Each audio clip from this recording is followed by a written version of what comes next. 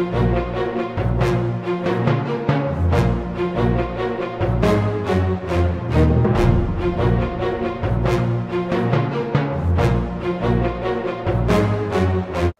everyone, welcome to the JCast Network. I'm your host, Herman. How do you become a celebrated cellist? We had the opportunity to speak to Elad Kabilio about his road to becoming a superstar.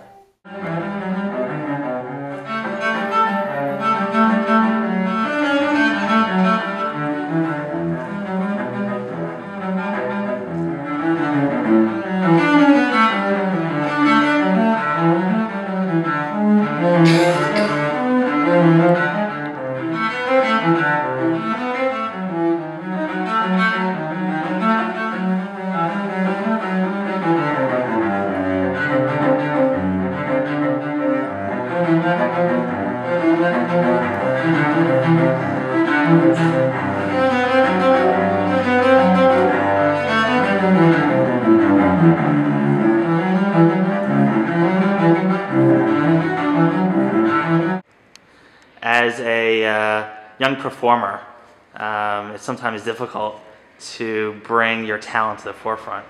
And you have a unique story as now a leader in the cello industry. I know it's you know, when you play, your music transcends so many different levels. So tell us a little bit how you got started. I started because my mother is a musician, and all of us in our family are musicians, all thanks to my mother. My sister, my oldest sister, she's a flutist, and my other older sister, she's a violist. And it was very clear that I'm going to be a musician. For years and years, as a child, I was sure that I picked actually the cello by myself, but it was all planned like well in advance by my mother. And I basically went through the entire musicians, artist route in Israel. I went to the Arts High School Tel Mayalin in Tel Aviv, and then in my army service I did as an outstanding musician, so I was performing with the IDF string quartet all over Israel. Then I went to the Tel Aviv University, studied at the Tel Aviv Music Academy, did my bachelor, my master's. Then I felt strong enough to come to New York. I was sure in New York I have to climb from the very bottom, but I didn't realize that coming from Israel that I got actually all of the tools that I needed. And New York was just the next step. I was very fortunate to have the support of America-Israel Cultural Foundation. And I moved to New York, and now I have a concert lecture series here in New York. Not here, I'm in Tel Aviv. I forget. I have a concert lecture series, and this is my greatest passion in life, sharing insights about music and making classical music more accessible, and bringing wonderful also Israeli artists. Almost all of the artists I work with in New York, and it's not a big surprise, are Israeli. There's lots of great talent in New York, Israeli talent. And besides that, I also have a klezmer group, all Israeli klezmer group, and that's a different side in my life now that I'm not doing classical music only. So that was a great discovery. It's always fun to play with your friends and also make great music. And also I'm music director of Ballet Next, which is a new ballet company. So I feel very fortunate that I do lots of different things. And I'm very excited now to be in Israel and bring my concert lecture series, Music Talks, here to Tel Aviv. It's a little bit funny that it was founded in New York, but only now it gets to Tel Aviv. But I'm very excited. I already had a few performances. On Friday it's the concert in Tel Aviv, and I'm very, very excited. What excites you about classical music? It's a tough question. It's really difficult to define what is it about classical music.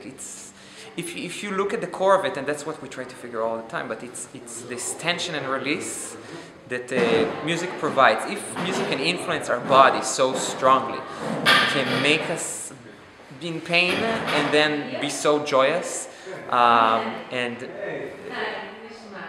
discovering that, understanding that music, only notes, sound can affect us so much, and that's a wonderful thing. And my mission in life is to help more people enjoy classical music, because we kind of lost people along the way, and classical music has a lot to offer. So that's basically what I'm doing now. I'm helping new audiences to reconnect with classical music. It used to be the popular music, and lots of pop music actually nowadays. It's a very simplified classical music. So if we make those connections, and that's all I do now, is making those connections and getting to new audiences and making sure that in the future we'll have more people that can enjoy classical music. And where was the place that was like you knew you made it? Was there a specific like performance where like I'm on stage now? This like I've gotten to where where I want to go. You have different steps. It always has to do with where you are. So when I was very young, I auditioned and I got the America-Israel Cultural Foundation scholarship. Back then, that was the thing that I wanted more than anything, because it really told me I made it. I was a member of this giant family of artists in Israel, including my mother and my sister, and I felt like I really made it, and they really helped me and supported me and pushed me further. Then the next step was, a major step, was when I joined the army, and I auditioned to get the position of outstanding musician. And for me it was very clear, if I wouldn't have got that position, and I'm healthy, I would have been in combat instead. But the Israeli government auditioned and they gave me the status. They said that I need to preserve the skills and talent that I worked on all these years, and I can't just stop playing for 3 years, because 3 years in that age are so important. And for me, getting this approval just showed me that I'm doing the right thing. And then the next step was making it in New York. I was sure coming to New York that it would take a while. If not, I didn't know what would happen. I was sure moving to New York is just like a tough step. As you can see, through hard work and support, one can achieve his or her dreams. This is Herman. Thanks for watching.